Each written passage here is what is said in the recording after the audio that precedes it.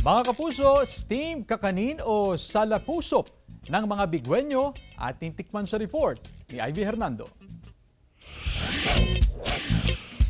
Hindi kumpleto ang kainan kung walang kanin kay Juan. Kaya naman pati ang kakanin, hindi inuurungan.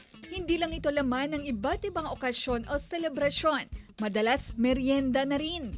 At yan ang ating dadayuhin sa Barangay Mindoro ng Vigan City. Ang kanilang kakanin na kung tawagi, salapusop.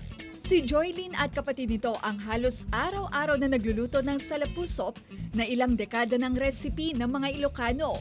Nagsimula sa mga ninuno namin, mga kauna-unahang mga lola-lola ng lola. Ang sangkap, pinaghalong dinurog na malagkit na kanin at ginadgad na niyog. Sa kabubudburan ng tagapulot, ang minatamis mula sa katas ng tubo.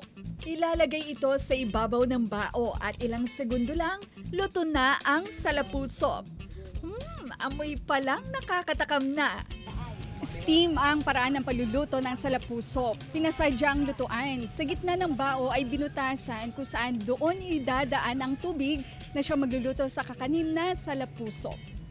Salapusop dati, ito karaniwang merienda noon ng mga taga Mindoro. Kasi sa Mindoro lang talaga meron ganito. Tapos na-discover nila na hanggang naging negosyo. Perfect combination daw nito ang Miki ng mga Ilocano o di kaya'y sa kape. Ang kabuhayang ito ng mga Bigenyo nais na makilala ng mga turista. Yun sana yung gusto pa namin i-develop, yung barangay tourism para we could go out to other barangays here in Vigan. Ipinagmamalaki ng mga Bigenyo ang buhay na tradisyonal na pagluluto ng salapusop na patuloy na nagdadala sa nakagisnang lasa ng kakanin na dekada ng tinatangkilik ng mga Ilocano.